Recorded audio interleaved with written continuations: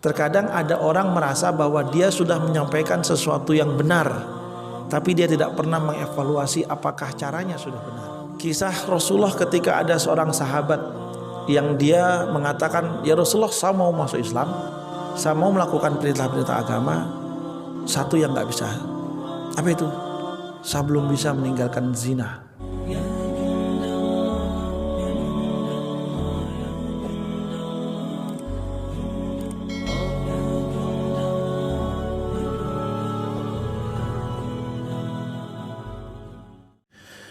Bismillahirrahmanirrahim. Assalamualaikum warahmatullahi wabarakatuh. Alhamdulillahi rabbil alamin, wabihi nasta'inu ala umuri dunya waddin. Alhamdulillah alladzi an'amana bi ni'matil iman wal islam wa allafa baina qulubina fa asbahna bi ni'matihi ikhwana. Ashhadu an la ilaha illallah wahdahu la syarikalah wa ashhadu anna Muhammadan abduhu wa rasuluhu wa la nabiyya ba'dah. Allahumma salli wa sallim wa barik ala nabiyyina Muhammad wa ala alihi wa ashabihi wa man sara ala hadihi ila yaumiddin, amma ba'du. Jamaah Masjid At-Taqwa yang dirahmati dan dimuliakan oleh Allah Subhanahu wa taala. Alhamdulillah pada petang hari ini dengan izin Allah kita bisa bertemu kembali dalam majelis kita. Semoga dicatat sebagai amal soleh. Kita niatkan untuk saling tawasau bil haq wa tawasau bis sabr. Semoga kita bisa bersinergi dalam kebaikan dan ketaatan kepada Allah Subhanahu wa taala. Kita lanjutkan pembahasan kitab Minhajul Muslim. Sekarang memasuki pembahasan tentang pembahasan amal ma'ruf nahi mungkar. Kalau kemarin kita membahas tentang bagaimana kita menghadirkan kesadaran dalam diri kita bahwa setiap kita punya kewajiban untuk berdakwah. Karena setiap kita punya kewajiban untuk beramal ma'ruf nahi mungkar. Setiap kita, setiap pribadi. Baik dakwah dan amal ma'ruf nahi mungkarnya kepada dirinya, termasuk juga bahwa berdakwah dan beramal ma'ruf kepada keluarganya. Maka menghadirkan kesadaran ini penting buat kita semuanya agar apa? Ini cara kita agar kita tidak mendapatkan ancaman dari Allah Subhanahu wa taala sebagai orang yang enggak peduli dengan diri kita sendiri dan tidak peduli dengan keluarga. Kalau kita enggak peduli dengan diri kita sendiri, ya kita termasuk orang yang apa? Zalim kepada diri kita sendiri. Membiarkan diri kita dalam penyimpangan, dalam dosa, dan kita tidak berusaha untuk memperbaiki diri kita sendiri. Kemudian ketika seorang enggak peduli dengan keluarganya, maka ini juga merupakan kezaliman yang lebih luas lagi dan ancamannya lebih berat lagi. Kemarin kita sempat singgung terkait dengan masalah dayus. Ya, sudah ya di sini ya. Dayus. Dayus itu adalah orang yang membiarkan kemaksiatan ada dalam rumah tangganya. Dalam anggota keluarganya ada yang melakukan maksiat, melakukan dosa, dibiarkan saja padahal dia tahu. Beda halnya kalau dia tidak tahu. Dan setiap anggota keluarga, terutama yang punya tanggung jawab kepada keluarganya, harus mencari tahu bagaimana kondisi keluarganya. Agar apa? Agar kita selamat terkait dengan tanggung jawab dakwah kita di keluarga. Karena dayus itu, sudah saya sampaikan pada pertemuan yang lalu bahwa seseorang yang membiarkan kemaksiatan ada dalam rumah tangganya. Dan Rasulullah menyampaikan dayus itu dia mencium bau surga aja enggak, apalagi memasukinya. Menciumnya saja enggak, apalagi masuk ke dalam surga. Nauzubillah min dzalik. Dan mohon maaf, terkadang yang seperti ini terkadang kita abai. Karena apa? Seringkali kita dapati, mohon maaf, anggota keluarga kita masih menganggapnya dia masih kecil. Masalah sholat misalnya. Terkadang anak-anak kita, abai kita untuk melibatkan mereka hadir sholat berjamaah di masjid dengan alasan dia masih kecil. Padahal kalau kita perhatikan justru untuk urusan sholat, Islam sangat memperhatikan untuk membiasakan dan melatih anak-anak kita sholat justru ketika usia 7 tahun. Ajarilah anakmu sholat ketika dia usia 7 tahun, pukullah dia ketika usia 10 tahun. Kalau usia 10 tahun kita sampai pada tingkatan boleh untuk melakukan tindakan kekerasan sebagai bentuk paksaan kepada anak kita, kenapa? Pertama, anak kita tuh masih sebagai usia 10 tahun tuh masih mudah untuk dikendalikan, masih mudah untuk diarahkan. Karena sebentar lagi dia akan memasuki usia balik. Tidak sedikit anak-anak yang usia baliknya itu justru di bawah 12 tahun. Bahkan 10 tahun pun sudah ada yang balik. Saya kaget anak saya, teman sekelasnya ketika dia kelas 5, sekarang kelas 6, ketika kelas 5 teman sekelasnya sudah ada yang menstruasi. Kelas 5. Kalau kelas 5 berarti kisaran antara usia 10 dan 11 tahun. Sehingga ketika usia ini dia tidak dikuatkan untuk melaksanakan sholat, maka di satu sisi ketika dia memasuki usia balik, Allah sudah mencatat dia sebagai dosa ketika dia tidak terbiasa untuk melakukan sholat. Dan dosa ini bukan hanya ditanggung oleh anak saja yang tidak sholat. Orang tua yang punya tanggung jawab kepada anak juga akan ada beban tersendiri. Sehingga jangan dianggap remeh, orang tuanya sudah tenang-tenang sholat kemudian anaknya tidak, nauzubillah min dzalik. Termasuk juga ketika anak itu disuruh sholat, kalau sudah masuk usia SMP, SMA, kadang anak sudah mulai apa? Galakan dia. Orang tua sekarang baik-baik gitu kan, saking baiknya nggak nyuruh sholat gitu kan. Udahlah, udah gede gitu kan, urusan dia lah dengan Allah. Nggak bisa begitu. Waktu dia belum balik bilangnya disuruh sholat masih kecil. Ketika sudah balik disuruh sholat nggak mau, udahlah dia udah gede urusan dia sama Allah. Nggak bisa juga begitu. Kita punya tanggung jawab di hadapan Allah Subhanahu Wa Taala. Kullukum ra'in wa kullukum mas'ulun an ra'iyatih.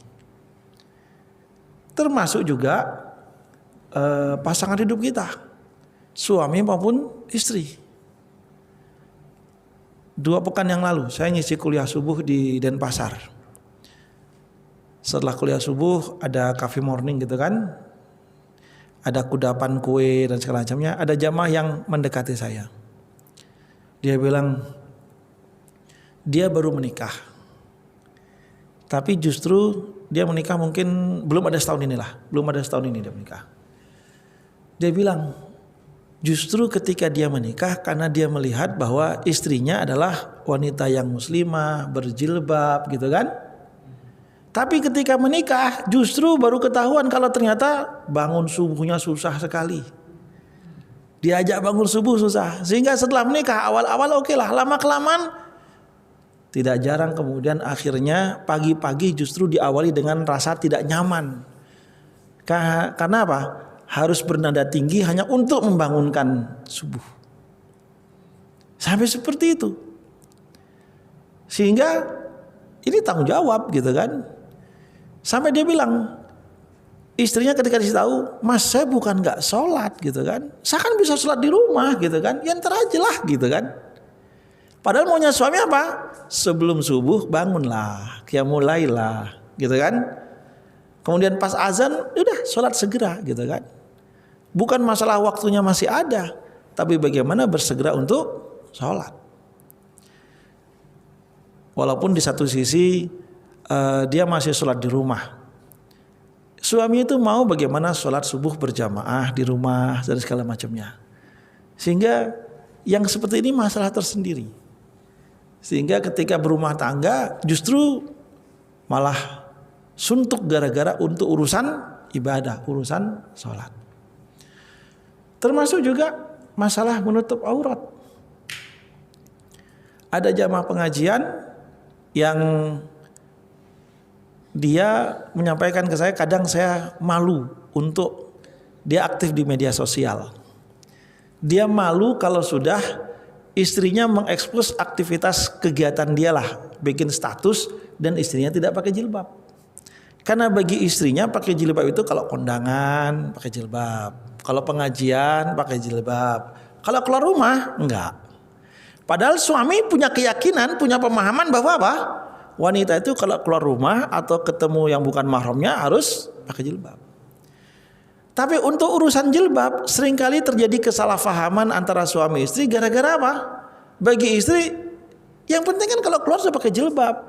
Cuman keluar belanja ngapain pakai jilbab gitu kan? Ini logika pemahaman yang terbangun. Sehingga apa? Akhirnya gara-gara untuk menyuruh istrinya pakai jilbab saja, tidak jarang kemudian mereka bertengkar. Kalau sudah bertengkar posisi dia, saya sudah malas bertengkar Ustaz. Apakah dosa kalau saya membiarkan istri saya kemudian keluar belanja ke warung, ke tetangga, atau ada tamu buka dia dalam kondisi tidak pakai jilbab gitu kan? Ya kalau menurut saya tetap dilarang. Anda sebagai suami. Tapi nanti ujung-ujungnya pasti bertengkar saat disitulah kewibawaan suami harus dibangun. Jangan sampai seperti yang ada di sinetronnya. Apa itu? Suami takut istri gitu kan? Dia bukan takut istri tapi apa? Malas rame. Nah kalau seperti ini saya sampaikan, kalau tetap membiarkan seperti itu, maksudnya apa? Dayus. Tapi terkadang ada juga masalah bahwa apa? Ketika istrinya tidak mau disuruh untuk menutup aurat dan segala macamnya, hal-hal yang sifatnya syar'i, akhirnya justru memilih untuk mengambil jalannya masing-masing. Ada kondisi seperti itu. Sehingga apa? Akhirnya kita dapati gara-gara untuk membangun komitmen melaksanakan perintah agama, akhirnya suami istri akhirnya bercerai. Dan perceraian itu sesuatu yang tidak diinginkan dalam Islam. Kalau seperti itu bagaimana? Berarti ini kaitannya dengan masalah cara. Selain cara, ini juga kaitannya dengan masalah amunisi kesabaran. Terkadang ada orang merasa bahwa dia sudah menyampaikan sesuatu yang benar, tapi dia tidak pernah mengevaluasi apakah caranya sudah benar. Terkadang seseorang sudah merasa bahwa dia sudah mengajak keluarganya kepada kebaikan, tapi yang belum pernah dievaluasi apakah caranya sudah baik. Sehingga dalam hal ini Allah sendiri menyampaikan bahwa a'udzubillahi minasyaitonirrajim, ud'u ila sabili rabbika bil hikmah wal mau'izatil hasanah wajadilhum billati hiya ahsan. Ud'u ila sabili rabbika bil hikmah, ajaklah kepada jalan Tuhanmu bil hikmah. Kalau kita lihat dalam tafsir, hikmah itu seringkali diartikan apa? Al-ilmu. Tapi sebenarnya ini bukan sebatas ilmu. Tapi setidaknya bahwa mengajak seseorang kepada kebaikan, kepada jalan Allah adalah harus punya dasar. Kalau mau dikatakan ilmu, ya memang harus tahu ilmunya. Kenapa seorang harus menutup aurat? Kenapa seorang harus sholat? Kenapa seorang harus menjalankan syariat dan segala macamnya? Harus tahu ilmunya. Setidaknya ilmunya apa? Dia harus punya dasar. Allah memerintahkan dia sholat, ini loh dasarnya. Bagi orang yang tidak sholat ada ancamannya, ini loh ancamannya. Allah memerintahkan bagi muslimah yang sudah memasuki usia balik menutup aurat, ini loh dasarnya. Ketika tidak menutup aurat ada ancamannya, ini loh dasarnya. Ketika dia harus menyampaikan itu kepada keluarganya, bahwa ini tanggung jawab saya sebagai seorang suami, sebagai kepala rumah tangga di hadapan Allah Subhanahu wa taala, ini loh dasarnya. Ketika itu tidak saya lakukan, saya secara pribadi sebagai kepala rumah tangga ada ancaman di hadapan Allah, ini loh dasarnya. Itu yang namanya ud'u ila sabili rabbika bil hikmah, dengan ilmu. Tidak sekedar asal ngajak.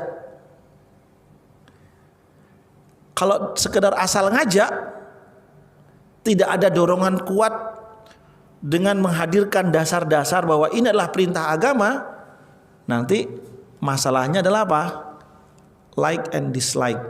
Suka atau tidak suka, mau atau tidak mau, nanti begitu. Tapi kalau udah ini kaitan dengan urusan agama, ini masalahnya taat atau tidak taat, itu masalahnya. Sehingga jamaah dimulakan oleh Allah Subhanahu wa taala, ini harus kita fahami bahwa mengajak itu harus dengan ilmu. Tapi kalau kita lihat, hikmah itu sebenarnya bukan sekedar ilmu. Bahkan hikmah itu adalah apa? Rahasia di balik ilmu.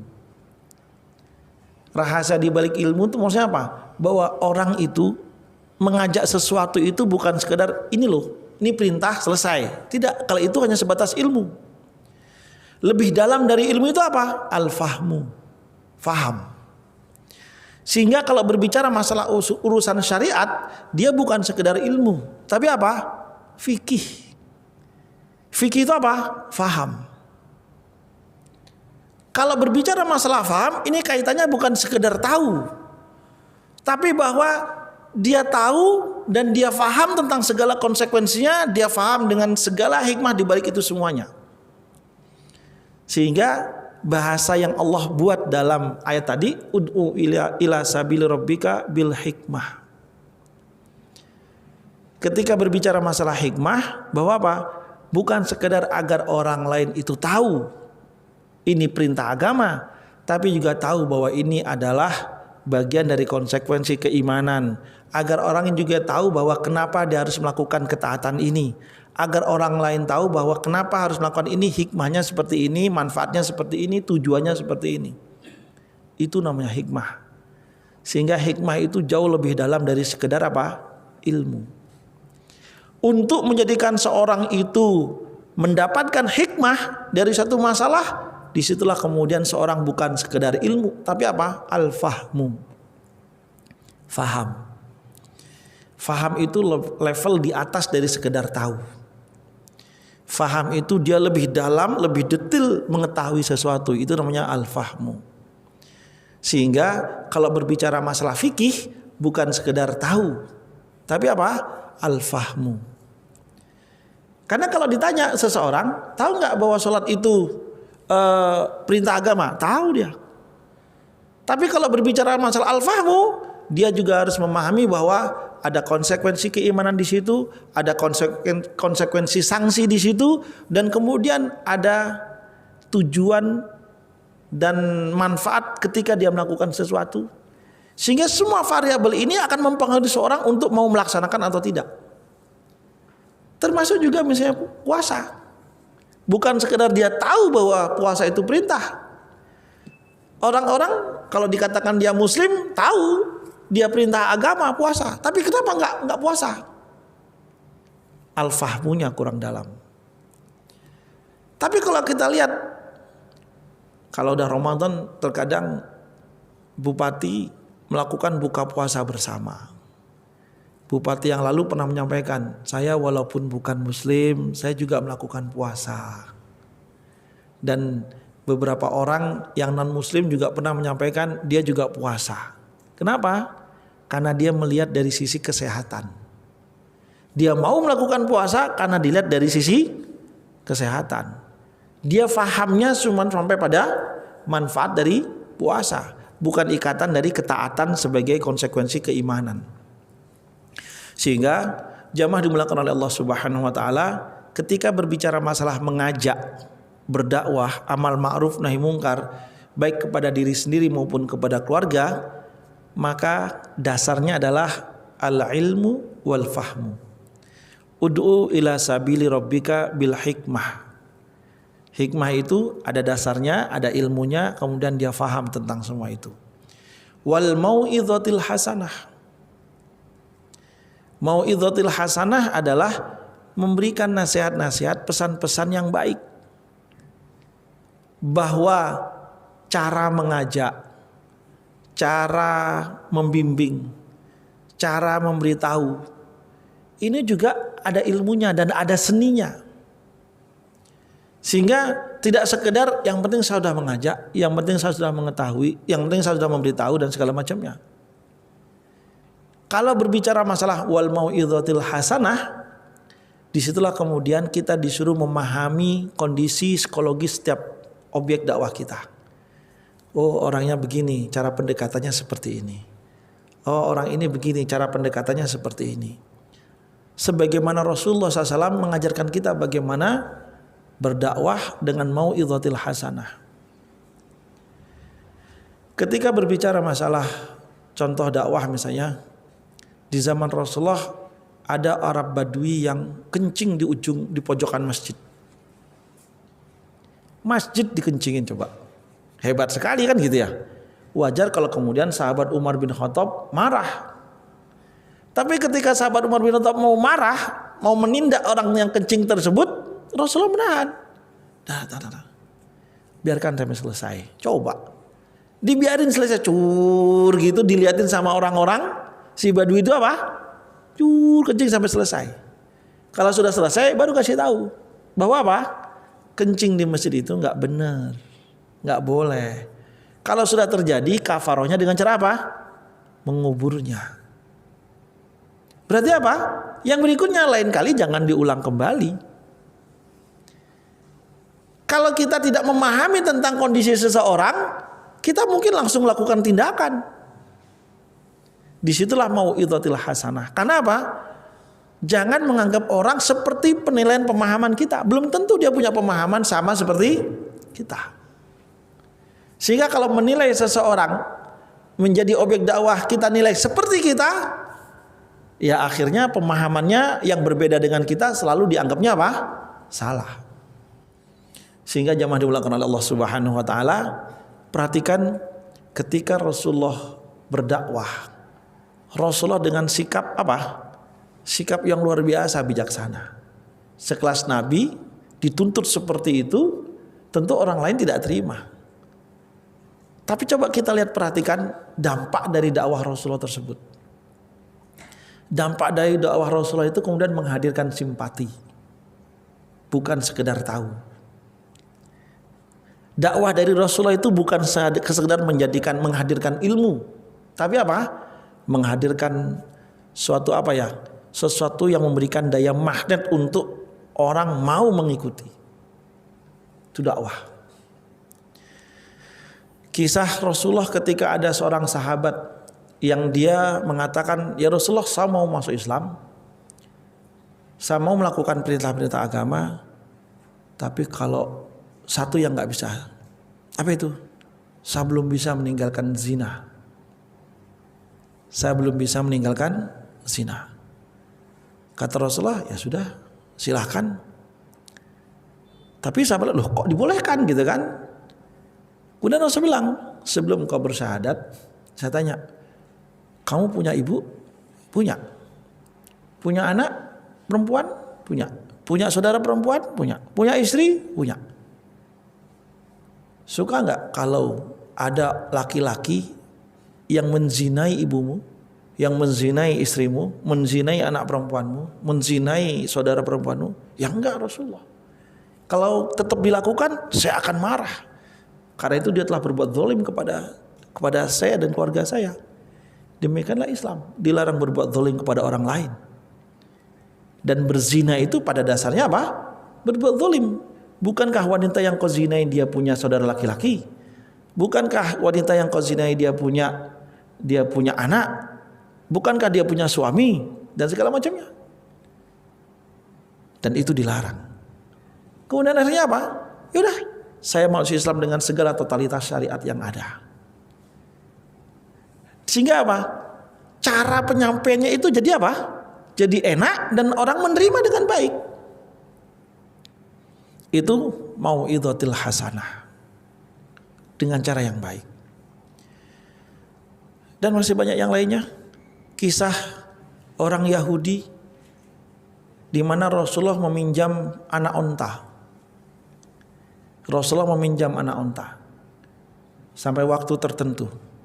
Ketika dikembalikan, Rasulullah mengembalikan dengan onta yang lebih besar dibandingkan yang dipinjam.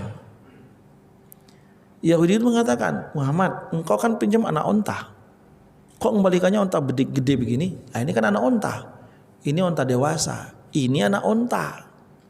Ini onta dewasa ya Muhammad gitu kan. Bukankah onta ini punya induk? Ya, berarti dia juga anak onta. Walaupun dia gede, tapi kan tetap anak onta. Maksudnya apa? Segede apapun kita kan juga punya orang tua. Setua apapun kita punya orang tua. Sehingga kalau kita sudah tua ini, kita tetap anak dari orang tua kita, kan begitu. Tapi ini kegedean ya Rasulullah, gitu kan? Maka Rasulullah mengatakan ini sebagai rasa terima kasih. Sudah dipinjemin. Kurang lebih begitulah dialognya. Maksudnya apa? Bahwa ketika Rasulullah meminjam, Rasulullah memberikan dengan lebih, tapi bukan sebagai ikatan akad, sebagai bentuk rasa terima kasih. Tapi kalau meminjam lebih dengan akad, meminjam kemudian dengan akad memberi atau menerima lebih, disitulah jatuhnya apa? Riba. Saya pinjam uang ke Pak Haji Sulhan. Pak Haji, saya pinjam uang 1 juta Pak Haji. Oh ya boleh Ustaz. Kembalikan kapan? 1 bulan. Oke.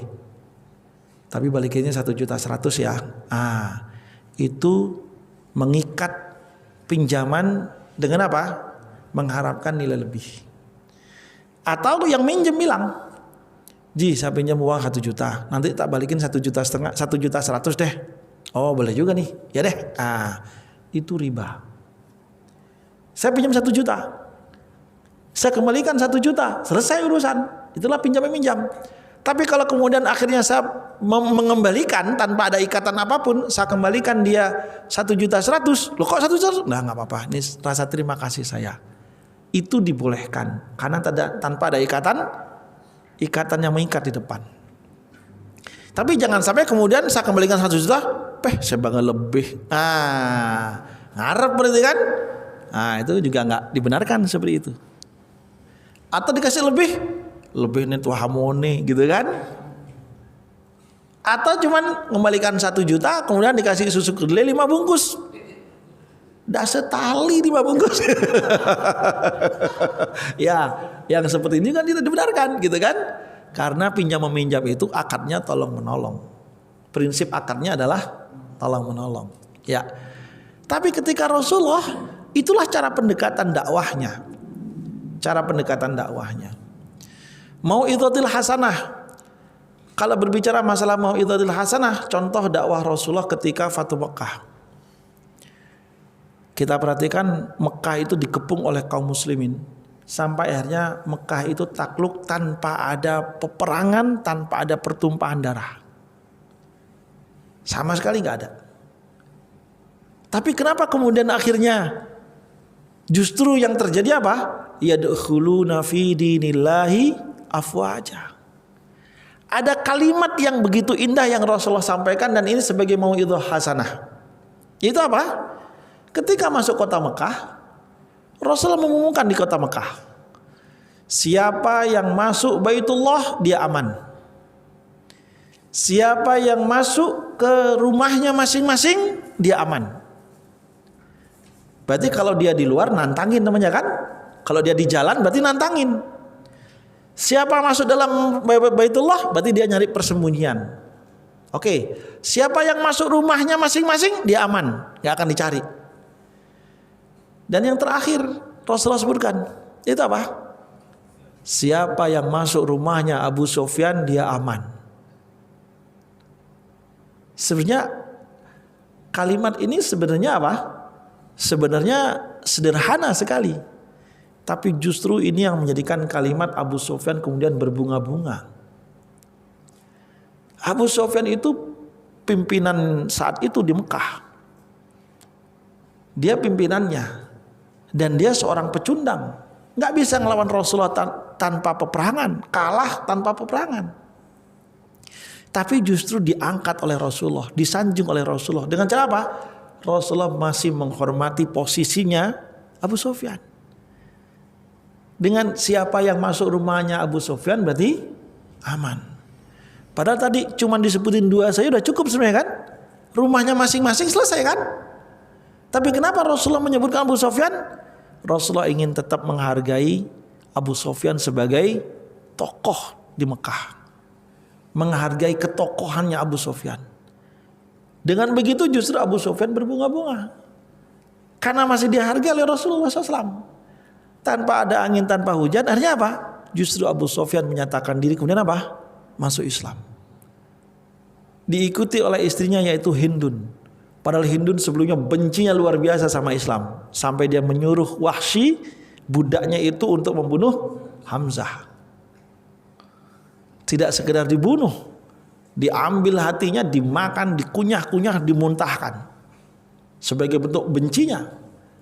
Tapi ketika suaminya ikut masuk Islam, Hindun otomatis ikut masuk Islam. Informasi tentang masuknya Abu Sufyan dan istrinya tersebar di kota Mekah.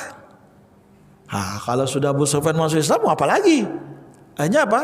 Yadkhulunal jannata, yadkhuluna fi dinillahi afwaja. Masuk Islam berbondong-bondong. Coba, gara-gara satu kata orang masuk Islam. Dan kata itu bukan mengajak untuk la ilaha illallah, bukan mengajak untuk sholat, bukan mengajak untuk puasa, tidak. Tapi kata yang kalau kita lihat pesannya apa? Menghargai seseorang. Ketika seorang dihargai, diposisikan, ketokohannya tetap diakui, walaupun sebagai pecundang sekalipun, itulah manusia. Ada kebanggaan tersendiri, dan itulah cara pendekatan dakwah. Mau'idhah hasanah. Cara yang baik. Cara yang baik itu bukan sekedar nasihat dengan kata-kata yang indah, tidak. Sikap yang baik, pelayanan yang baik, dan segala macamnya. Karena berapa banyak orang menyampaikan suatu kebaikan, tapi ketika cara, bahasa, sikapnya yang tidak pas, justru apa yang diajarkan ditolak. Konten dakwahnya dan dia tahu kalau ini aturan agama, tapi ketika caranya yang tidak pas, kalimat yang keluar untuk menyampaikan kata-kata A itu juga tidak pas, sikap ketika penyampaiannya juga tidak pas, bisa jadi A itu ditolak. Padahal A itu benar-benar syariat agama. Penolakan bukan kepada konten dakwahnya, tapi penolakan terkait dengan masalah apa? Cara. Disinilah kemudian bahwa Islam juga memperhatikan masalah cara, bukan sekadar mengajak. Termasuk kepada anak-anak kita, kepada keluarga kita. Ketika tadi jamaah pengajian yang kemudian dia lagi galau dengan istrinya, masa Ustadz habis tiap pagi saya kalau sholat sendiri saya kesel gitu kan, dia bilang gitu. Saya sebagai suami kok nggak dihargai banget gitu kan, belum 1 tahun menikah. Berarti apa? Harus menghadirkan pemahaman kepadanya, perlu pendekatan-pendekatan yang lain. Jangan sampai kita, saya udah sampaikan itu gitu kan, nggak cukup hanya sekedar menyampaikan. Bahwa dakwah itu perlu seni dalam berdakwah. Ya, wal mau'izatil hasanah wajadilhum billati hiya ahsan. Wajadilhum billati hiya ahsan. Jidal itu artinya apa? Berbantahan. Jidal itu berbantahan, adu argumen. Seperti itu. Bahkan dalam sebuah hadis Rasulullah menyampaikan, tinggalkanlah kamu saling berdebat, berbantah-bantahan, walaupun kamu dalam kondisi benar sekalipun. Hadisnya begini, siapa man arada banallahu fi bukhbukhil jannah, siapa yang ingin dibangunkan oleh Allah istana di tengah-tengahnya surga, maka tinggalkanlah perdebatan walaupun dia dalam kondisi benar sekalipun. Debat itu saling adu argumen gitu kan. Bukan berarti tidak boleh menyampaikan argumen, tapi lihat konteksnya apa ini.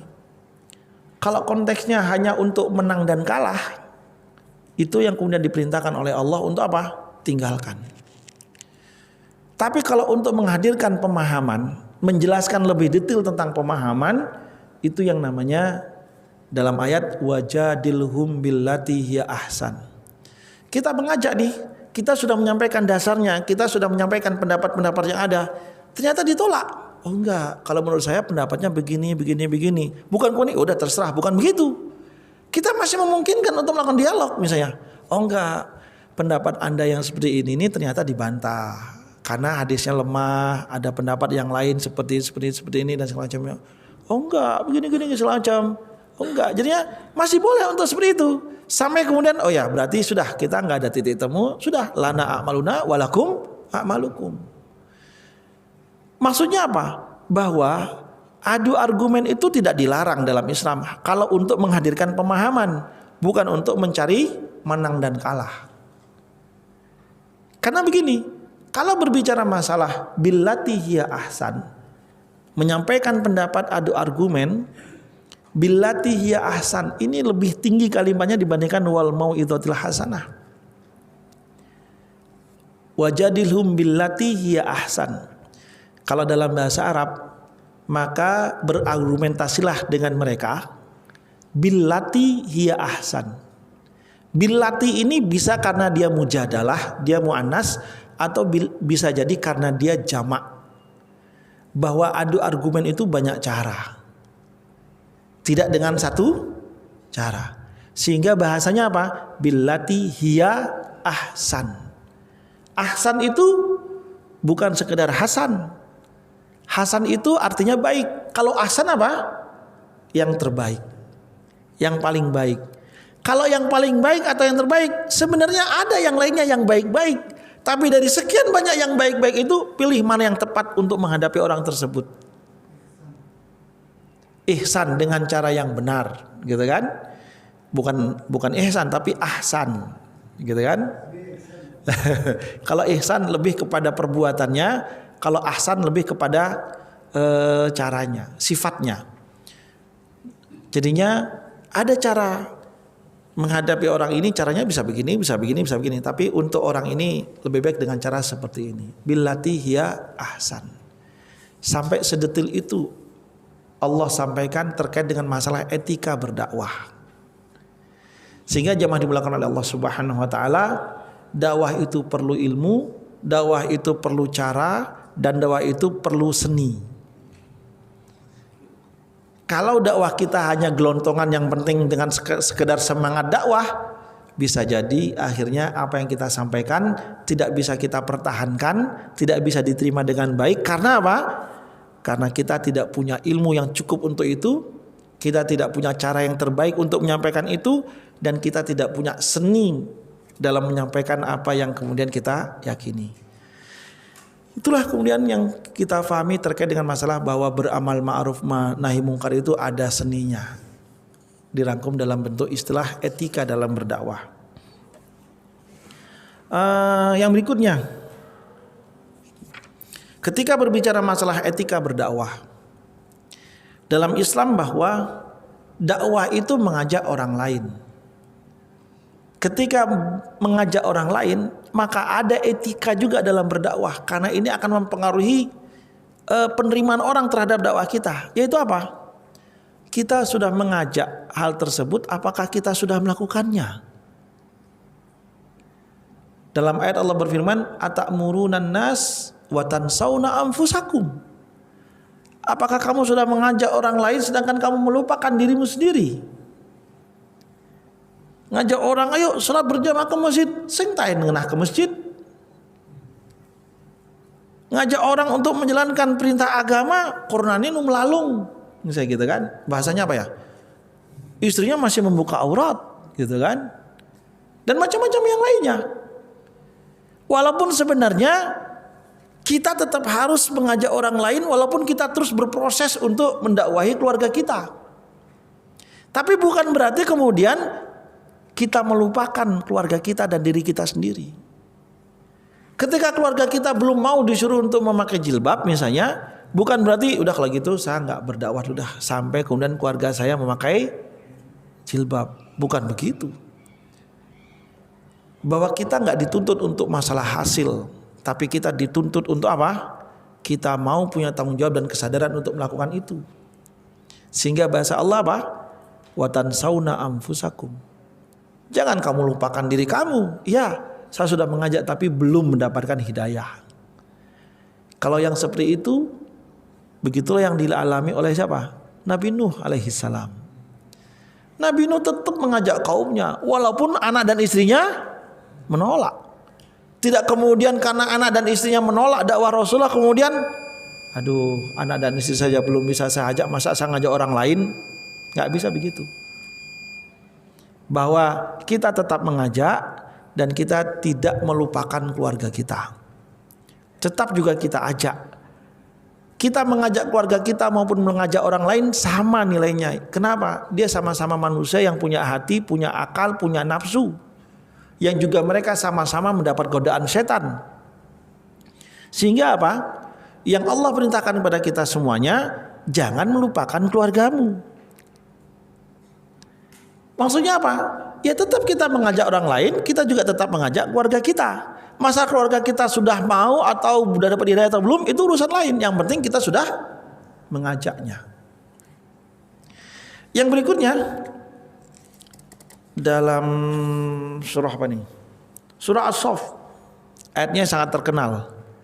Ya ayyuhalladzina amanu lima taquluna ma la taf'alun.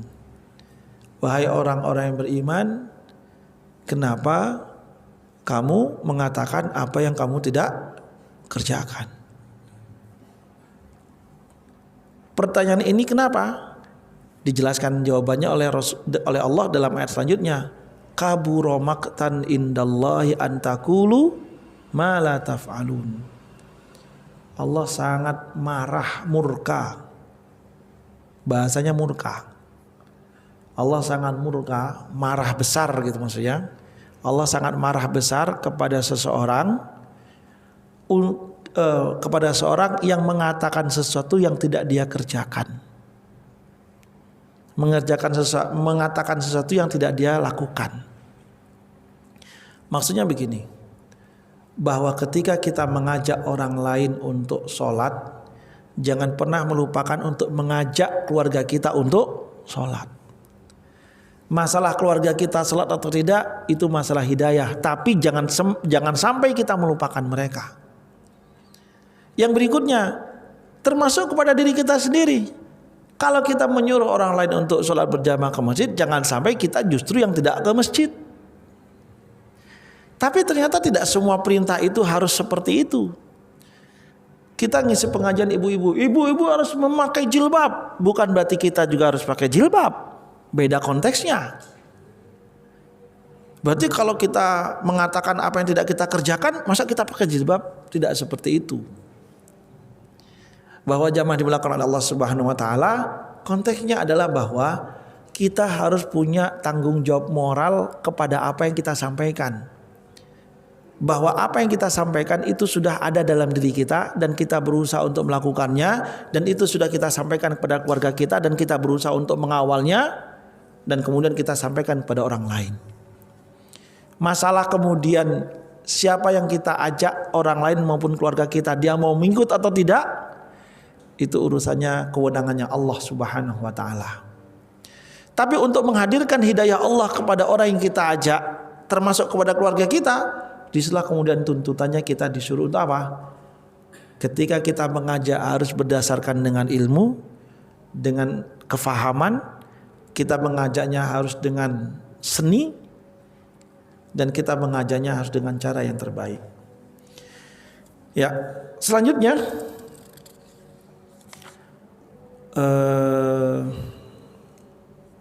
termasuk etika dalam berdakwah. Kita sudah mengajak, kita sudah punya dasar untuk mengajaknya dengan ilmu, caranya sudah baik, seni segala macam sudah kita mengimprovisasikan semuanya. Tapi ternyata kok dia nggak mau ngikut. Apalagi kalau itu keluarga kita, sudah kita suruh dia, tapi dia juga belum mau. Termasuk di antara etika dalam berdakwah apa? Kita harus juga punya bekal yang namanya as-sabru, kesabaran. Kenapa kita harus punya bekal as-sabru? Karena di antara sifat manusia adalah apa? Ingin tergesa-gesa dalam mendapatkan hasil. Padahal yang namanya dakwah ini kita tidak berhadapan dengan benda. Kalau berhadapan dengan benda mungkin gampang. Dia benda mati. Walaupun hidup karena seperti motor Mas Agung gitu kan, dapat masalah, dia menghadapi benda mati, selesai. Jadi gitu kan. Dengan ilmu yang dimiliki oleh Mas Agung dalam masalah Urusan servis motor, tahu ilmunya, diperbaiki selesai, karena yang dihadapi adalah benda mati.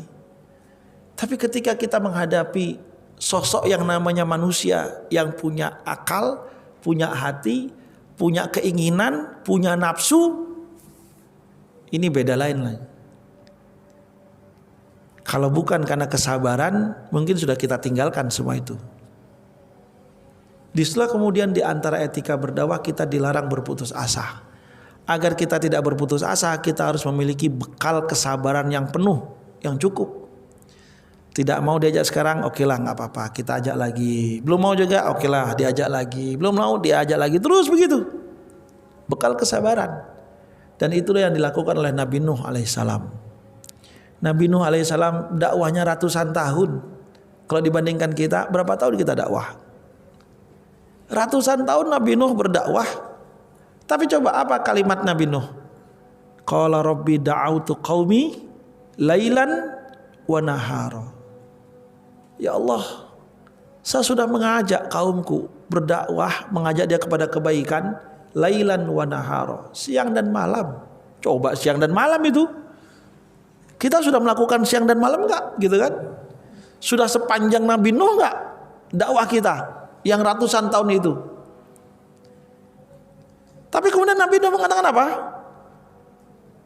Qala rabbi da'autu qaumi lailan wa nahara wa lam yazidhum du'ai illa firara. Wa lam yazidhum du'ai. Dia enggak mau menerima dakwahku. Bahkan apa? Illa firara, justru mereka pergi. Enggak mau menerima dakwahnya Nabi Nuh alaihissalam. Tapi apakah Nabi Nuh alaihissalam berhenti berdakwah? Enggak. Itulah namanya kesabaran. Kesabaran dalam berdakwah. Bahkan sampai detik-detik ketika Allah memutuskan sesuatu, Nabi Nuh tetap berdakwah. Bahkan kepada keluarganya sendiri. Sudah dengan ajakan, sudah diajak ayo naik ke kapal, sebentar lagi banjir gitu kan. Gila saya kalau ngikutin bapak saya naik ke Nuh, naik ke perahu. Orang kita di gurun pasir mau banjir gimana?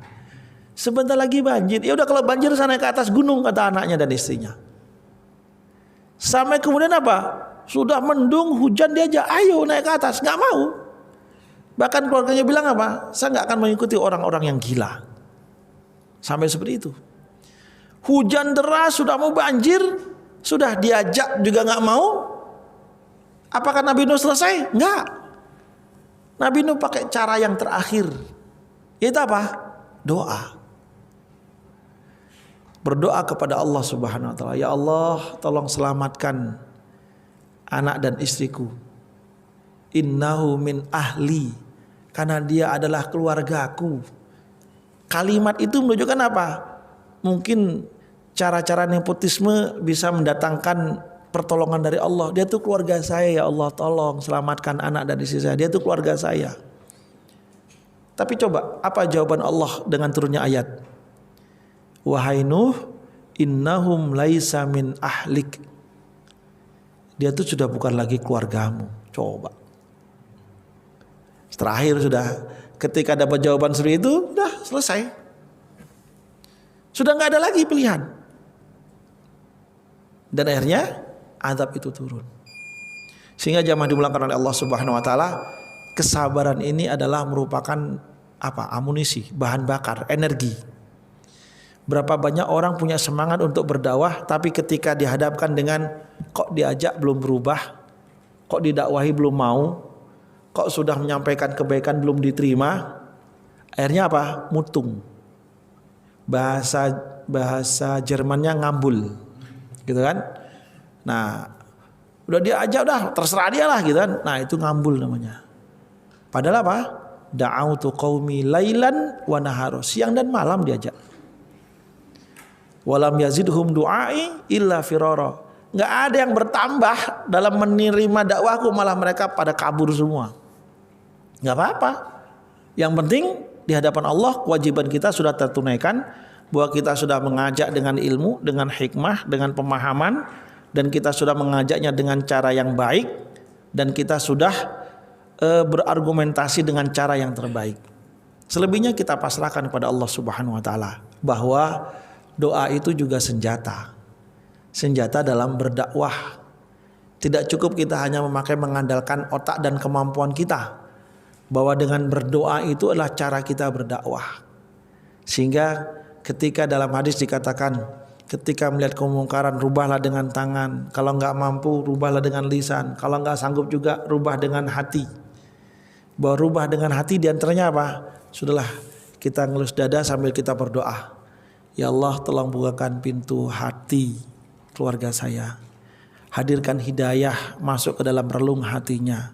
Bimbinglah dia agar dia mendapatkan bimbingan darimu, bisa menapaki siratal mustaqim. Doa terus. Karena setelah usaha kita lakukan, selebihnya kita serahkan dengan caranya Allah Subhanahu wa taala. Untuk mendapatkan caranya Allah, kita ketuk pintu Allah dengan cara apa? Berdoa. Dan yang bisa merubah takdir Allah itu adalah doa. Itu mungkin itu bagian dari etika kita dalam berdakwah. Ya, sementara itu dulu karena sudah isya. Lebih dari kurang saya mohon maaf. Aku qouli hadza nastaghfirullahaladzim. Assalamualaikum warahmatullahi wabarakatuh.